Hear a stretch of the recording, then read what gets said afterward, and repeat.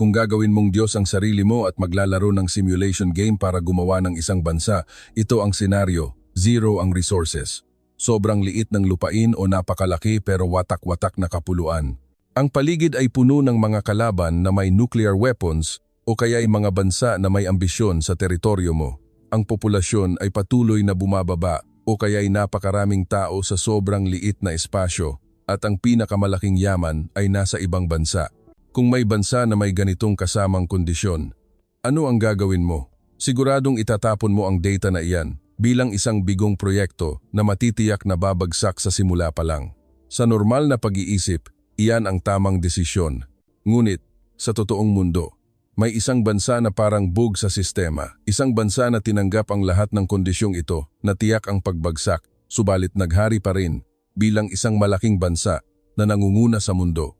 Isang malaking misteryo sa kasaysayan ng sangkatauhan kung saan ang mga iskolar sa buong mundo ay napapakamot sa ulo at ang mga eksperto sa militar ay nagbubulungan kung hindi ba ito mga alien.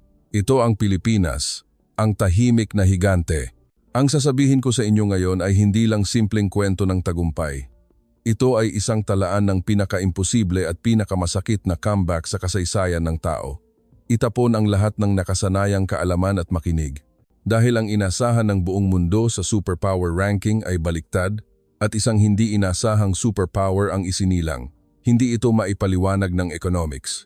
Ang isang salita na ito ng propesor sa kanyang klase sa International Politics sa Harvard University ay ikinagulat ng 400 estudyante. Walang resources, masikip ang teritoryo, at ang populasyon ay umaalis. Dagdag pa rito, isa itong arkipelago na napapalibutan ng mga bansa na may matinding geopolitical interest. Sa aspeto ng kasaysayan, mahirap na itong rehiyon para mabuhay man lang. Ngunit, pagkatapos lamang ng mahigit 70 taon, ang bansang iyon ay nalampasan ang maraming bansa sa Europa at Asia at umakyat sa ika-4 na puwesto sa Global Comprehensive Power. Salamat lang iyan sa tulong ng Amerika noong post-war at Cold War. Nang sumagot ang isang estudyante ng may pagmaliit, tahimik na ngumiti ang propesor at sumagot sa isang simpleng tanong. Kung ganoon, bakit hindi ito nagawa ng ibang bansa? Ang kahangahangang mabilis na pag-angat, ang pag-abot sa libu-libong dolyar na per capita income mula sa wala lahat ng statistics, lahat ng theories ay bumagsak sa harap ng bansang iyon. Ngayon, sumasabog ang international community at nagtatanong. Pinatunayan na ng mga numero, itinala na ng kasaysayan, sasabihin mo pa rin bang aksidente lang ito? Simulan na natin ang pagpasok sa kahangahangang eksena. Magsisimula na ang nakakagulat na kwento mula sa Amerika. At ngayon, sabihin nyo sa comments kung saan kayo nanonood. Gusto kong marinig ang inyong mga kwento. Bago yan, pakipindot lang po ang like button na kayang pindutin sa loob ng 1 segundo. Malaking tulong po ito sa paggawa ng video. Simulan na natin ang pangunahing kwento. Masikip ang lupain, walang sapat na pinagkukunan. Ang paligid ay puno ng mga military powerhouse at geopolitical conflict. Sa normal na pag-iisip, mahirap na para sa ganitong bansa na mabuhay man lang at halos hindi na makahinga. Sa textbook ng International Politics sa Harvard University, nakasulat ang kapalaran ng mga buffer states. Inilarawan ito bilang isang bansa na matutunaw na parang alikabok na natatabunan sa gitna ng malalaking bansa. Ngunit ang bansang ito ay ika-4 sa mundo. Geographically, nasa posisyon ito na lubhang dehado, zero resources. Ngunit nalampasan nito ang European rivals sa loob lamang ng mahigit 70 taon. Alam mo ba ito? Hello? Ako si Lily Anderson. Nasaksihan ko mismo ang sandaling iyon sa classroom ng Harvard kung saan ang 400 tao ay hindi nakapagsalita. Ika-2 ng hapon, Huwebes, unang linggo ng Disyembre, 2025. Ang malaking lecture room sa main campus ng Harvard University ay puno na ng mga estudyante. Halos na puno ang 400 tiered seats at ilang estudyante ang nakatayo sa likod.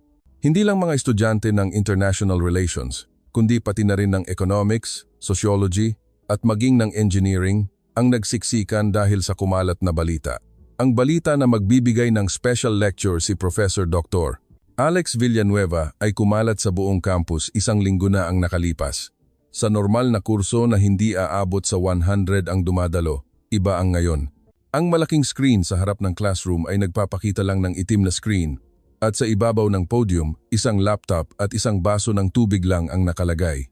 Ang mga estudyante ay nakaupo ng may bulungan at ang ilan ay nag-a-update ng messages sa kanilang smartphone. Nang sandaling iyon, nagtanong ang kaibigan kong katabi ko, "Lily, bakit ka nandito? Hindi ba ito klase ng sociology?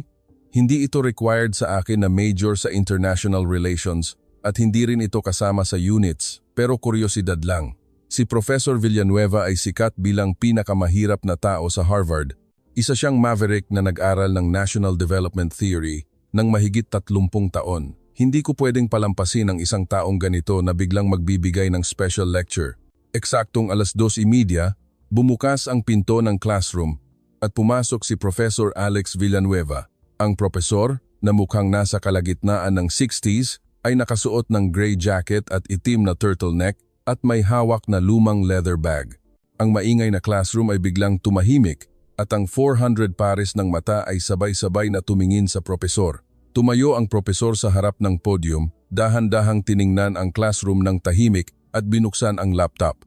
Pagkatapos ng maikling katahimikan, isang mapa ang lumabas sa malaking screen. Ito ay ang mapa ng Southeast Asia.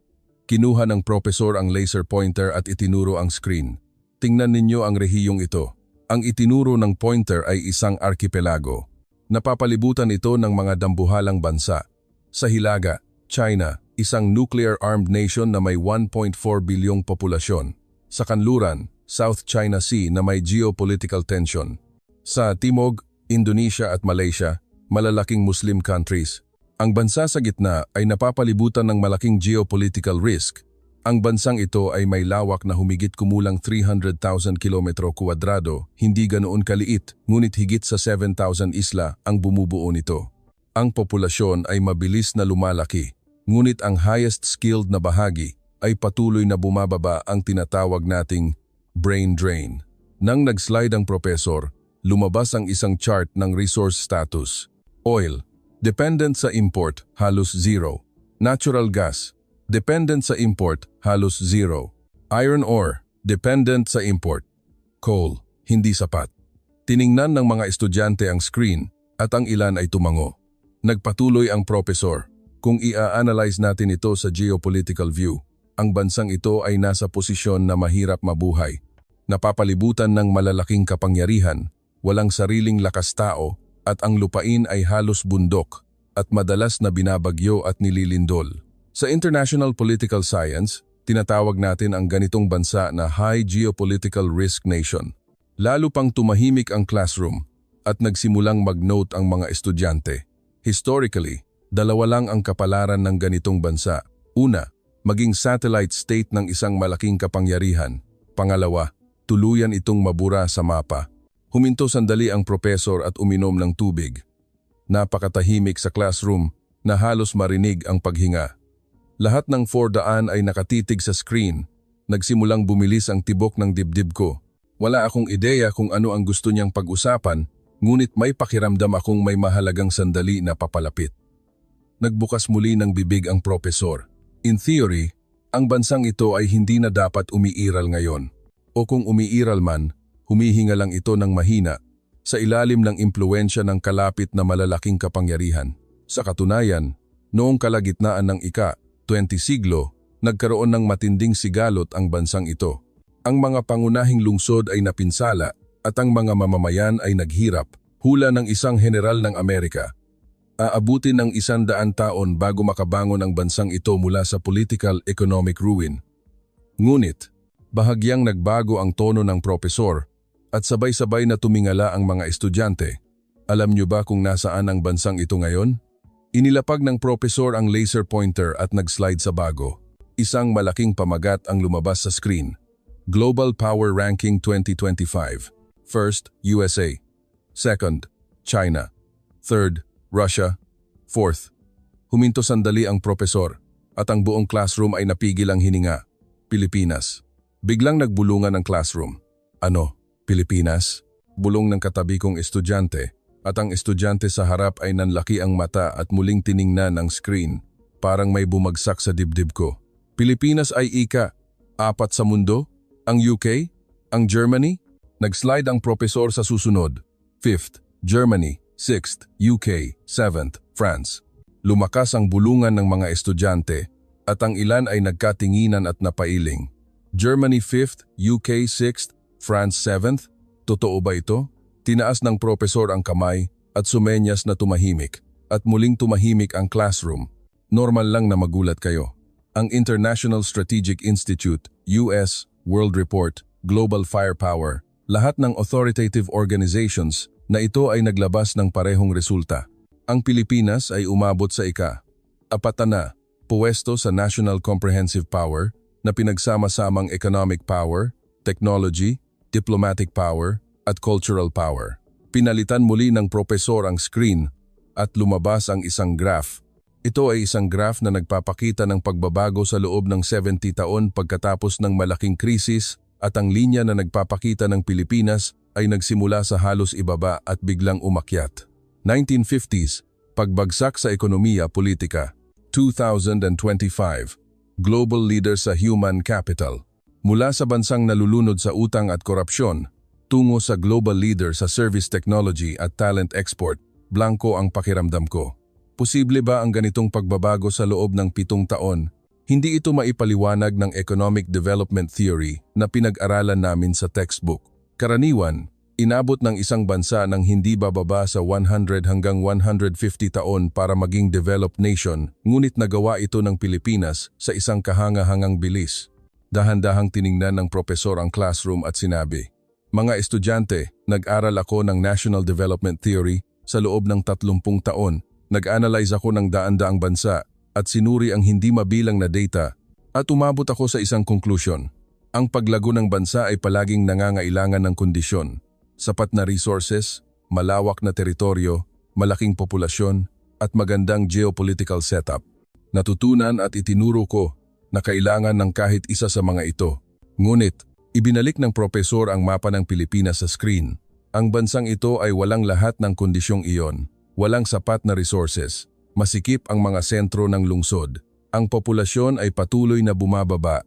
Mataas ang geopolitical risk. Maraming kalamidad. Pero 4 na sila sa mundo. Paano nangyari ito? Muling tumahimik ang classroom at ang 400 estudyante ay nakatitig sa propesor na pinipigil ang hininga. Dahan-dahang sinabi ng propesor, "Ito mismo ang gusto kong pag-usapan kasama ninyo ngayon. Ang Pilipinas ay isang bansa na bumali sa lahat ng existing theories. Sa totoo lang, ito ay isang bansa na gumawa ng bagong theory.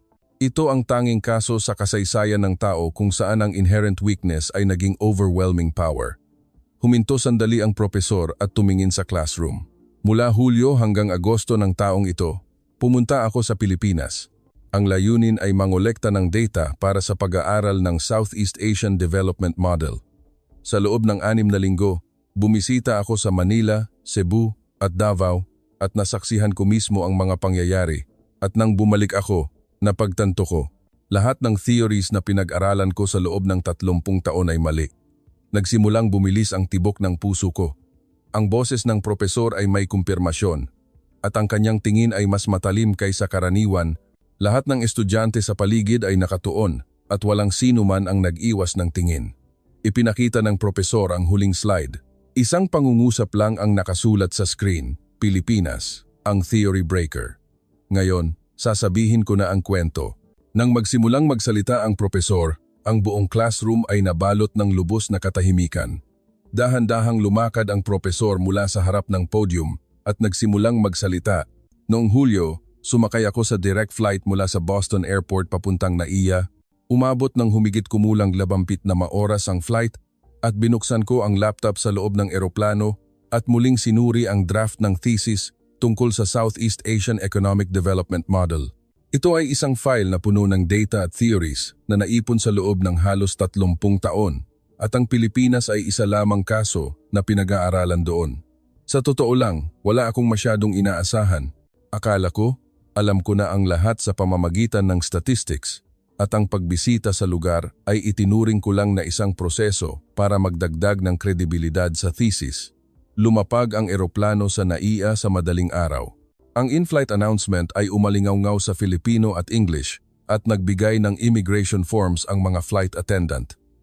Ang airport na nakikita ko sa labas ng bintana ay malinis at maayos.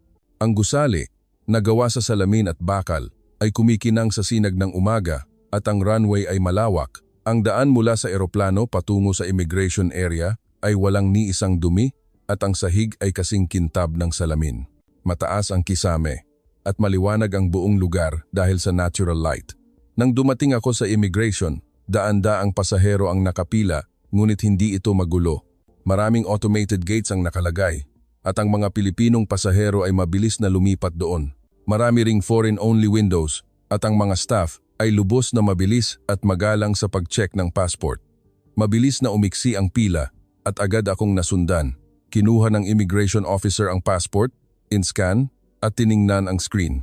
Nang sinabi kong collection of research materials, ngumiti siya ng bahagya at sinabing, "Enjoy your stay po," at ibinalik ang passport. Hindi umabot ng 10 minuto ang buong proseso, kasama na ang fingerprint registration. Tumingin ako sa paligid habang papunta sa baggage claim.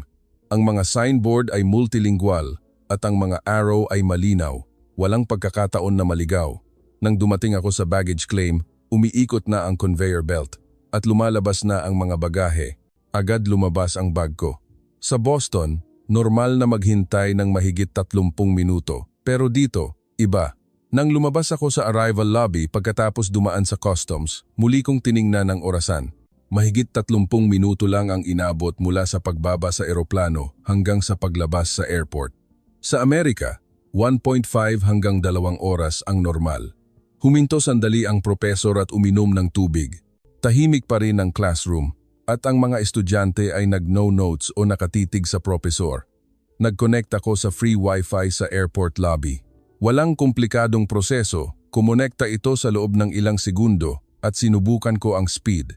Ibang klase ang bilis. Ang wifi sa airport ng Amerika ay madalas hindi kumokonekta at kung kumonekta man, mabagal. Pero dito, mas mabilis pa sa internet ko sa bahay. Naglakad ako papunta sa sakayan ng monorail papuntang syudad. Sinunod ko ang signs at nakita ko ang turnstile. Ang train schedule ay ipinapakita sa electronic display. At nakasulat na parating na ang susunod na tren. Eksakto sa oras na iyon, pumasok ang tren. Walang kahit anong delay. Bumukas ang pinto at maayos na sumakay ang mga pasahero.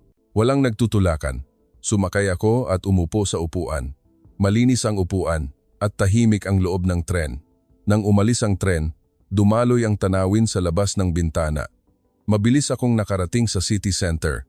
Sinubukan kong magtrabaho sa laptop sa loob ng tren, ngunit naakit ang mata ko sa tanawin sa labas ng bintana. Ang mga high-rise buildings ay maayos na nakahanay at ang mga kalsada ay malawak at malinis. May nakita akong construction site at ang mga crane ay gumagalaw at ang mga gusali ay umaangat. Lahat ay gumagalaw, walang nakatigil. Nang dumating ako sa istasyon, lumipat ako sa LRT, MRT. Sinunod ko ang signs ng transfer at lumabas ako sa platform ng Line 2. Ang mga tren ay dumarating kada ilang minuto at ang mga bagon ay moderno. May platform doors na nakalagay, na ligtas at ang aircon sa loob ay malamig. Ang mga pasahero na nakaupo sa upuan ay tahimik na nakatingin sa smartphone o nagbabasa ng libro. Tahimik, walang tumatawag ng malakas at walang nagpapatugtog ng malakas na musika. Bumaba ako sa isang central station at naglakad papunta sa hotel. Ang kalye ay puno ng tao, ngunit hindi ito disorganized. Ang sidewalk ay maayos at ang traffic light ay gumagana ng tama. Nang tumawid ako sa pedestrian lane, ang mga kotse ay tuluyang huminto at binigyan ng priority ang mga naglalakad.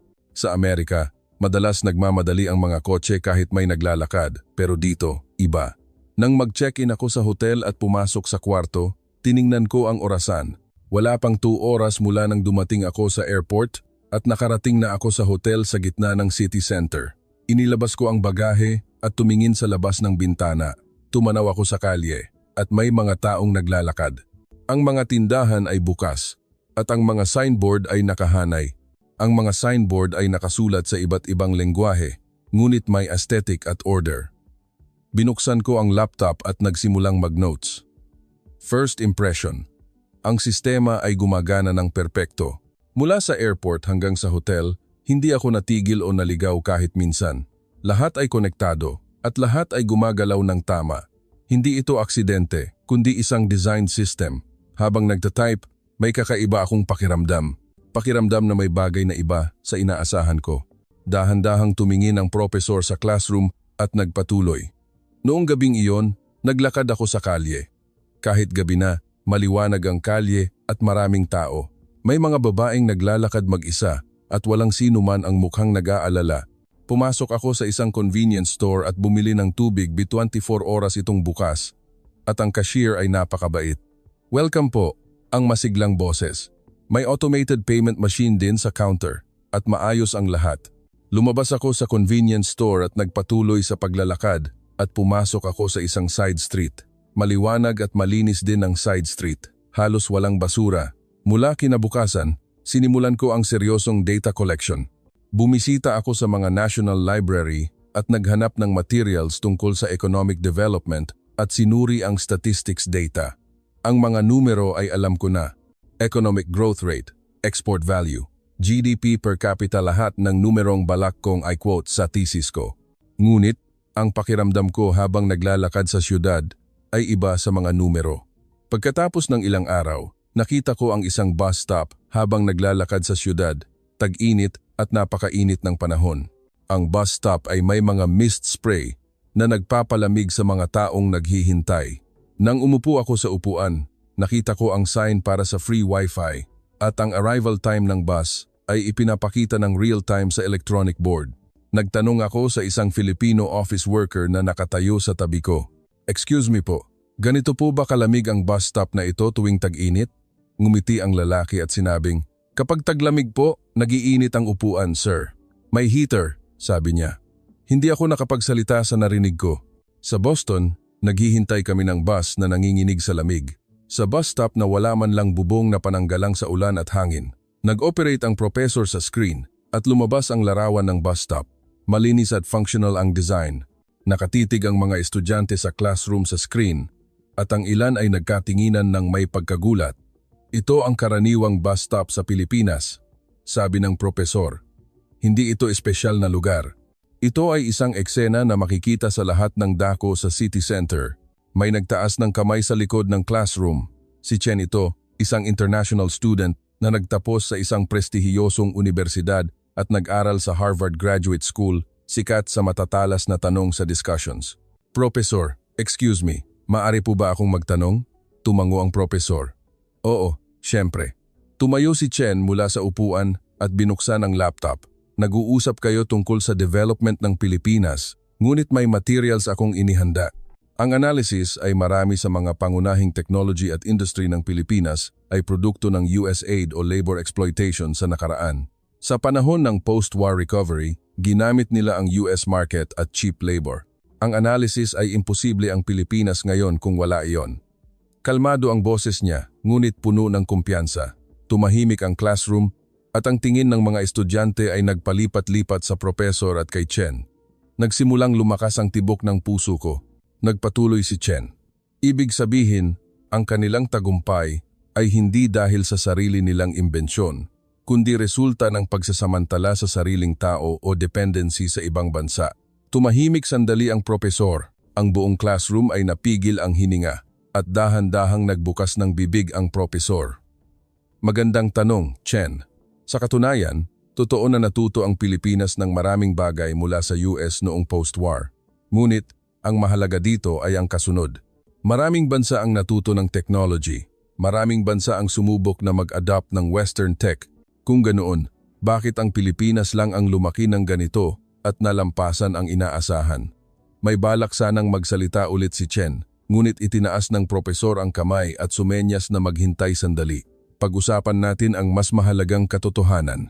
Nang mag-slide ang propesor, lumabas ang historical data sa screen. 1945. Pagkatapos ng digmaan at political instability, ang natira sa Pilipinas ay pagkasira. Ang mga pangunahing lungsod ay napinsala ng giyera at ang economic base ay nawasak.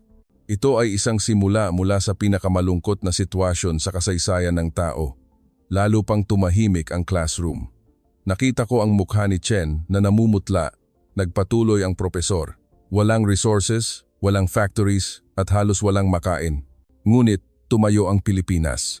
Mula 1960s hanggang 1970s, nakita natin ang economic stagnation at political turmoil, pero sa likod ng lahat ng ito, nagsimula ang talent export na nagbago sa mundo. Sa 1980s, ang mga Filipino seafarer at domestic worker ay naging backbone ng global economy. At ngayon, sila ay humahataw sa BPO, healthcare at creative industries. Umupo si Chen at isinara ang laptop. May bakas ng pagkamangha sa mukha niya. Nagpatuloy ang propesor sa kalmadong boses. Chen, tama ang ilang punto mo. Natuto sila. Pero hindi lang sila basta gumaya. Alam mo ba ang salitang pagpapabuti? Pilit nilang in-improve ang technology na kinuha nila, ginawa itong mas maliit, mas may performance, at mas dependable. Iyan ang Filipino spirit. Ang malasakit ng isang professional na nabuo sa kasaysayan. Ang unbreakable spirit na bumangon kahit ilang beses bumagsak. Ang sense of urgency na hindi dapat mamatay ang bansa. Ang dedication na gumawa ng mas mahusay na produkto, serbisyo. Ito ang core ng Pilipinas. Pagkatapos, inilahad ng propesor ang mga nangyari sa kanya sa Pilipinas, isa-isa. Ang mga estudyante sa classroom ay nakikinig ng pinipigil ang hininga at ang ilan ay nag-no notes. Ang boses ng propesor ay puno ng emosyon noong sandaling iyon. Pagkatapos ng isang linggo sa Pilipinas, naglakad ako sa Baywalk malapit sa Manila Bay. Narinig kong nabuhay muli ang dating polluted na bay at gusto kong makita ito mismo. Sa pagitan ng mga high-rise buildings, isang walkway at malinis na tubig ang umaagos at ang mga seabird ay maringal na lumilipad sa ibabaw. Hindi ako makapaniwala na may buhay na tubig sa gitna ng city center. Tiningnan ko ang eksena sa loob ng ilang sandali. Naalala ko ang Charles River sa Boston. May Charles River din sa Boston kung saan ako ipinanganak at lumaki, ngunit iba ito sa lugar kung saan ang ecosystem ay nabubuhay. Ngunit, sa gitna ng Manila, may isda na lumalangoy at may mga ibon na nagpapahinga. Ang mas nakakagulat pa, ito ay resulta ng matagal na pagsisikap para mapaganda ang water quality. Hindi sila sumuko sa bay na narumihan noong industrial boom at binuhay nila ito. Kung economic growth lang ang iisipin, mas madali sigurong tambakan ang bay at gawing kalsada, ngunit pinili ng Pilipinas ang harmony. Dahan-dahang sinabi ng propesor na pagtanto ko sa sandaling iyon, ang Pilipinas ay hindi lang isang bansa na naghahangad ng economic growth. Ito ay isang bansa na nag-aalala sa kalidad ng buhay ng mamamayan at harmony sa kalikasan. Habang naglalakad sa tabi ng walkway, nakita ko ang mga taong nakaupo sa bench at nagpapahinga. May mga batang naglalaro at may mga magkasintahan na magka-holding hands.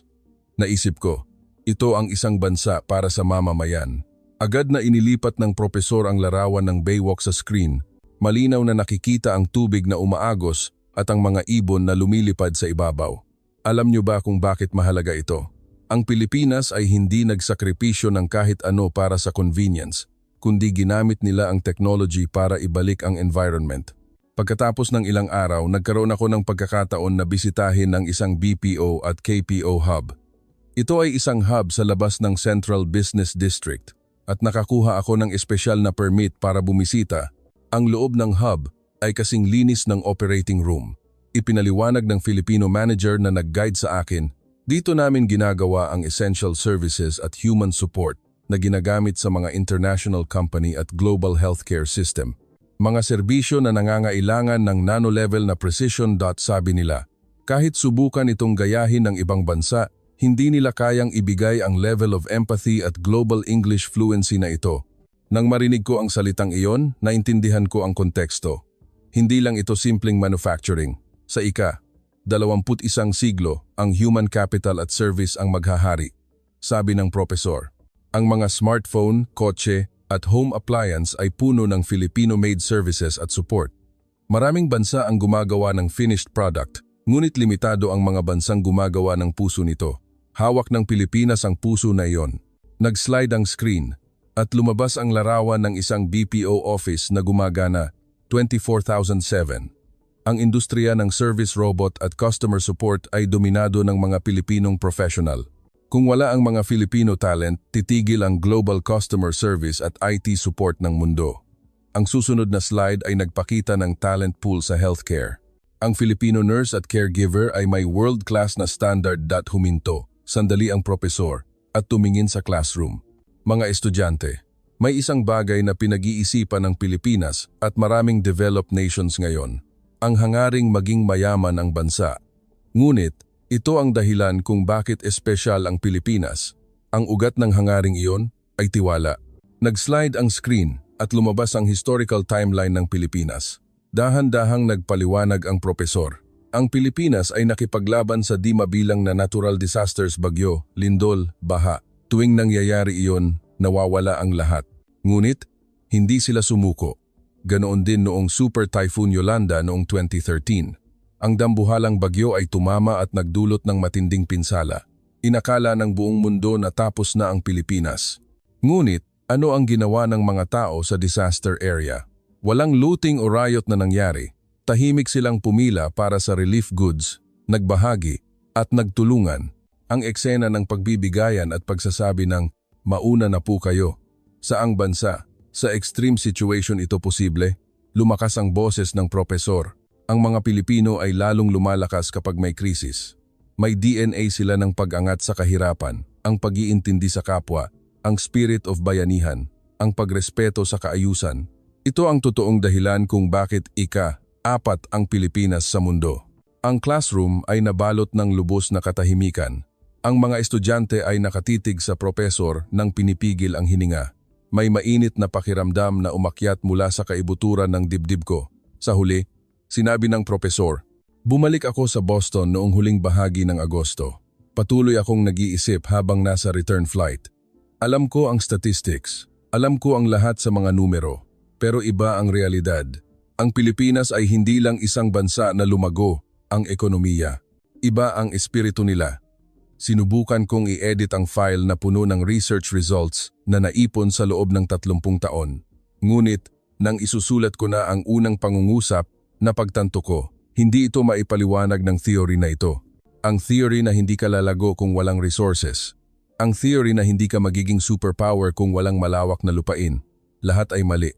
Ang Pilipinas ay naging ika-4 sa mundo nang wala ang lahat ng kondisyong iyon. Ang bansang walang resources ay gumagawa ng technology na nagpapagalaw sa mundo. Ang maliit na arkipelago ay nag-export ng kultura at tao sa buong mundo. Paano ito naging posible? Isa lang ang sagot, tao. Ang espiritu ng mga Pilipino. Nag-slide ang propesor sa susunod. Lumabas ang larawan ng Filipino diaspora sa buong mundo. Iba't ibang lahi ang nag-enjoy sa Filipino culture, food at services, adobo, sinigang, Jollibee. Dahan-dahang sinabi ng propesor, ang Pilipinas ay hindi lang isang bansa na may military at economic power. Ito ay isang bansa na nagpapagalaw sa mundo sa pamamagitan ng kultura. Narinig mo na ba ang salitang Cool Philippines? Ang mga kabataan sa Amerika at Europa ay nag-aaral ng Filipino language, kumakain ng Filipino food at humahanga sa Filipino hospitality. Sila ay naantig sa Filipino story at nakikisimpatya sa Filipino values. Pamilya, katatagan, bayanihan, at malasakit na handang magpatawad kahit sa kaaway. Ang Filipino content ay may distinct emotional appeal. Nakita ko ang ilang estudyante na tumatango sa classroom. Hindi lang ito kwento tungkol sa culture. Ang national brand mismo ang nagbago. Mula sa panahon na tinawag tayong sick man of Asia tungo sa bansang gustong puntahan at gustong tirahan, nag-slide ang screen at lumabas ang larawan ng downtown area sa New York. May mahabang pila sa harap ng isang Filipino restaurant. Ang mga high-end Filipino fine dining ay hindi na mabook, ipinaliwanag ng propesor. Sa food capital ng New York, ang Filipino food ay isa sa pinakamamahal na category. Masustansya, maganda at masarap. Ganoon din sa Paris. Ang Filipino baked goods at desserts ay ikinagulat ang mga local artisan. Dahan-dahang sinabi ng propesor. Alam niyo ba kung ano ang ibig sabihin nito? Ang Pilipinas ay hindi na isang bansa na humahabol sa West. Ang ginagawa ng Pilipinas ay nagiging standard ng mundo. Nag-slide ang screen at lumabas ang world map. Ipinapakita ang lokasyon ng mga Filipino language learners sa buong mundo. Paramihing-parami ang nag-aaral ng Filipino sa buong mundo. Bakit? Dahil gusto nilang panoorin ang Filipino media ng walang subtitle. Dahil gusto nilang maintindihan ang Filipino culture ng mas malalim. Lumakas ang boses ng propesor. Kung babalikan natin ang kasaysayan, sinusundan ng language ang power.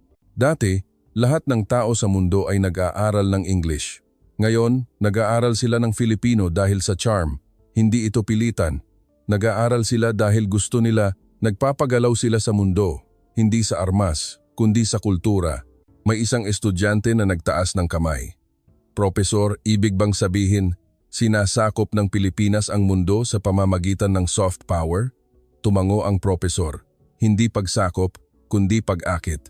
Ang military power ay gumagawa ng takot, ngunit ang kultura ay gumagawa ng pagmamahal. Pinatunayan iyan ng Pilipinas. Huminto sandali ang profesor at tumingin sa classroom. Kapag lumakas ang kultura, nabebenta rin ang mga produkto. Dahil gusto nila ang Filipino food, kumakain sila ng Filipino snacks.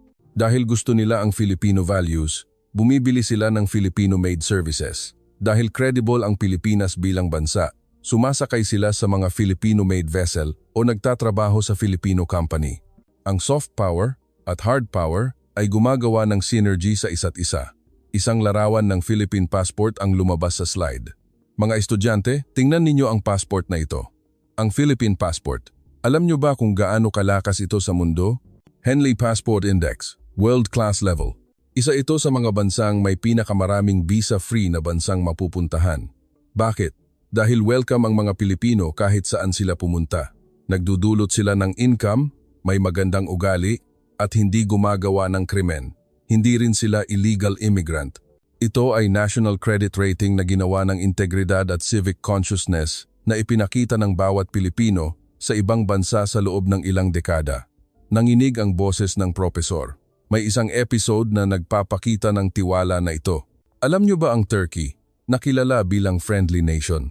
May kasaysayan kung saan buong pusong nagligtas ang mga Pilipino ng kanilang mga tao noong tsunami disaster sa Turkey. Hindi nila kailanman nakalimutan ang utang na loob na iyon. Noong Iran-Iraq War, isang Philippine Airlines flight ang nagsapanganib para iligtas ang mga Pilipino na natrap doon. Ganoon din ang Taiwan. Noong Super Typhoon Yolanda, ang donation per capita nila ay world leading. Bakit nila tinutulungan ang Pilipinas? Dahil ba mayaman ang Pilipinas? Hindi. Dahil ang Pilipinas ay isang tapat na kaibigan. Nag-aabot ng tulong kapag may problema at hindi nakakalimot sa utang na loob. Iyan ang lakas ng Filipino diplomacy. Naramdaman kong uminit ang dibdib ko. Ang katabi kong estudyante ay pinunasan ng luha at ang estudyante sa harap ay tumango ng malalim. Nagpatuloy ang propesor, hindi pinipigilan ng lakas, kundi kinukuha ang puso sa pamamagitan ng tiwala. Ito ang totoong imahe ng isang superpower sa ika-21 siglo. Alam ng Pilipinas ang kasamaan ng war at sakuna, kaya mas alam nila ang kahalagahan ng kapayapaan kaysa kanino man. Kaya pinagkakatiwalaan sila ng buong mundo. Tinaas ng propesor ang boses. Hindi nakamit ang kondisyon ng resources, territory at populasyon. Ngunit, ang Pilipinas ay may tao. Ang mga taong naglinis ng mga debris mula sa kawalan at muling nagtayo ng mga factory, ang mga professional na naglaan ng kanilang buhay sa service at human capital, ang mga mamamayang nagpanatili ng kaayusan ng walang riot kahit sa gitna ng matinding disaster. Ang national character na ito ang pinakamalaking resource ng Pilipinas. Ang lecture room ay nabalot ng lubos na katahimikan. Ang ilan sa mga estudyante ay umiiyak. Nag-slide ang propesor sa huling slide. 1945. Akala ng lahat tapos na. Ngunit, para sa kanila, iyon ang simula. Ang unbreakable spirit, ang puso ng bayanihan, ang dedication. Ang DNA na ito ang gumawa ng Pilipinas ngayon. Ang Pilipinas ay hindi isang bansa na bumali sa theory. Ito ay isang bansa na nagpakita ng bagong modelo ng sibilisasyon. Pinatunayan na posible ang coexistence ng material wealth at spiritual nobility. Dahan-dahang bumaba ang propesor mula sa podium at lumakad sa gitna ng classroom. Nagturo ako sa classroom na ito sa loob ng 30 taon. Ngunit, sa pagbisita kong ito sa Pilipinas, ako ang natuto. Ang gumagawa ng isang bansa ay hindi ang lawak ng lupa, hindi rin ang dami ng petroleum sa ilalim ng lupa. Ito ay ang puso ng mga taong nakatira doon. Pinatunayan iyan ng Pilipinas. Mula sa pagkasira hanggang sa ika-4 sa mundo sa loob ng 70 kong taon, hindi ito milagro, ito ay inevitable. Resulta ito na nilikha ng kalooban ng mamamayan. Sa huli, sinabi ng propesor, ang tunay na tagumpay ay hindi ang manalo sa giyera, kundi ang kunin ang puso ng mga tao sa buong mundo. Ang Pilipinas ay kumukuha ng puso ng mga tao sa mundo sa pamamagitan ng culture, food, service at integridad. Ito ang pinakamalakas na kapangyarihan. Ito ang tagumpay na tatagal ng pinakamatagal. Salamat sa pakikinig sa aking kwento. Yumuko ng malalim ang propesor. Biglang sumabog ang buong classroom. Sabay-sabay na tumayo ang 400 estudyante mula sa kanilang upuan. Nagsimula ang palakpakan. Ang tunog ng palakpak, na parang kulog, ay pumuno sa classroom at ang ilang estudyante ay sumisigaw. Nakatayo ang propesor ng nakayuko at ang kanyang mga mata ay namumula. Hindi huminto ang palakpakan sa loob ng ilang sandali. Nagpatuloy sa pagpalakpak ang mga estudyante at ang ilan ay umiiyak. Maging si Chen, na nagdududa, ay nakatayo at pumapalakpak. Ang bakas ng pangungutya ay nawala sa kanyang mukha at ang nakikita ay respeto. Dahan-dahan din akong tumayo. Nanginginig ang mga binti ko. May mainit na damdamin na umaakyat mula sa kaibuturan ng dibdib ko. Habang pumapalakpak, nakatitig ako sa propesor. Tiningnan din ng propesor ang mga estudyante at dahan-dahang tumango. Maging ang mga tao sa labas ng lecture room ay nagbubukas ng pinto at sumisilip, nagtataka kung ano ang nangyayari. Pagkatapos ng ilang sandali, huminto rin ang palakpakan. Nagsimulang umalis ang mga estudyante isa-isa at ang ilan ay lumapit sa propesor para makipagkamay. Habang inaayos ko ang gamit ko, tumingin ako sa paligid. Iba ang itsura ng classroom. Isang pagbabago sa parehong espasyo. Nagbago ang pananaw ko sa mundo. Lumabas ako sa hallway. Ang mga estudyante ay nagtitipon at nag-uusap. Nagdidiscuss sila tungkol sa Pilipinas at ang ilan ay nagsisearch ng travel information sa Pilipinas gamit ang kanilang smartphone. Lumapit ang kaibigan ko sa tabi ko. Lily, makapaniwala ka ba? Ang Pilipinas ba ay talagang ganito kaganda? Tumango ako. Hindi ako makapagsalita. Tumingin ako sa labas ng bintana. Tumanaw ako sa Harvard campus at may mga estudyanteng naglalakad. Ang sikat ng araw ng taglagas ay mainit na bumabagsak. Bigla kong naisip, gusto kong pumunta sa Pilipinas. Gusto kong lakarin mismo ang kalye na nilakaran ng propesor. Gusto kong makita mismo ang eksena na nakita ng propesor. Kinuha ko ang smartphone at nag-search. Naghanap ako ng flight tickets papuntang Manila. Tiningnan ko ang presyo at tiningnan ko ang petsa. Posible ito sa winter break. Nang pipindutin ko na ang reservation button, huminto ako sandali. Nagtanong ako sa sarili ko, talaga bang pupunta ako? Tumango ako. Oo, kailangan kong pumunta. Kailangan kong ma-experience ito mismo. Nakita ko ang propesor na lumabas sa kabilang dulo ng hallway. Nakikipag-usap siya sa ilang estudyante. Lumapit ako at naghintay. Nang matapos ang propesor makipag-usap sa mga estudyante, lumapit siya sa akin. Propesor, salamat po, sabi ko. Ang lecture niyo po ngayon ay talagang inspiring. Ngumiti ang propesor. Kung inspired ka, pumunta ka sa Pilipinas. Iyan ang totoong pag-aaral. Tumango ako. Opo, plano ko po ngayong winter break. Tinapik ng bahagya ng propesor ang balikat ko. Magandang pagpili. Pumunta ka at i-experience mo mismo. At pagbalik mo, sabihin mo sa ibang tao kung gaano kaganda ang bansang Pilipinas. Naglakad palayo ang propesor sa hallway. Nakatayo ako at nakatitig sa likod niya. May bagay na mainit na nag-aapoy sa kaibuturan ng dibdib ko. Ang bansang Pilipinas, ang bansa na bumali sa theory, ang bansa na gagawa ng bagong sibilisasyon. Kailangan ko talagang puntahan ito. Tiningnan ko ulit ang labas ng bintana. Asul ang langit at walang ulap. Bigla kong napagtanto. Ang kwento na narinig ko sa classroom ngayon ay magbabago sa buhay ko. Nagbago ang pananaw ko sa mundo. At nagbago ang paraan ng pag-intindi ko sa isang bansa. At higit sa lahat, nagkaroon ako ng paghanga sa bansang Pilipinas. Kinuha ko ulit ang smartphone at pinindot ang reservation button. Lumabas ang payment screen at pinindot ko ang confirm button. Ang flight ticket papuntang Manila ay nabook. Lumakas ang tibok ng puso ko. Pagkatapos ng 3 buwan, tatapak na ako sa lupa ng Pilipinas. Mararanasan ko mismo ang inspirasyon na naramdaman ng propesor. At lalakarin ko ang kalye na nilakaran niya. Naglakad ako palabas sa hallway.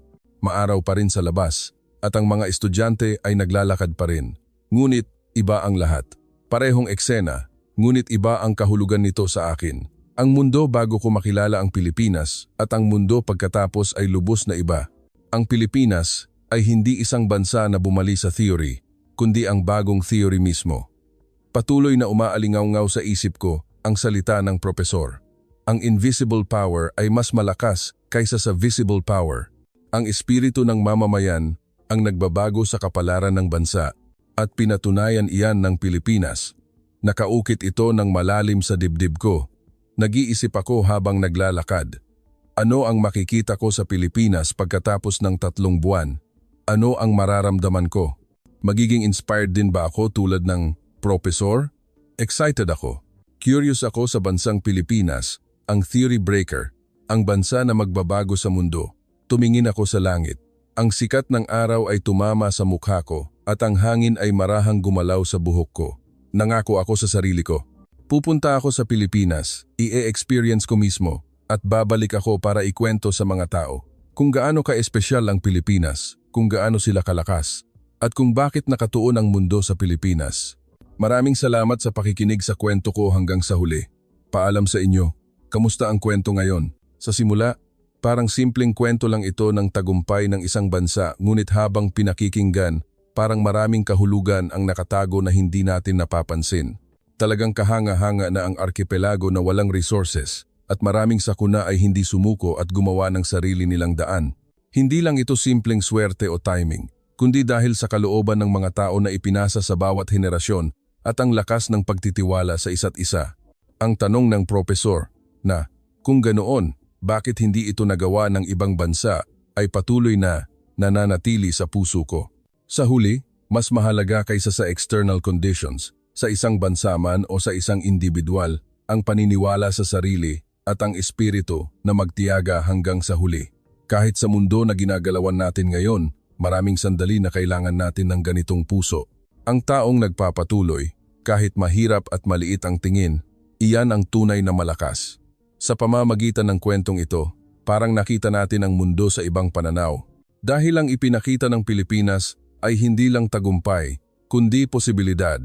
Isang kwento na hindi pa tapos. Malamang, ang sagot ay patuloy na isinusulat, maging sa sandaling ito. Ano ang inyong iniisip? Iwanan ang inyong saloobin sa comment section sa ibaba.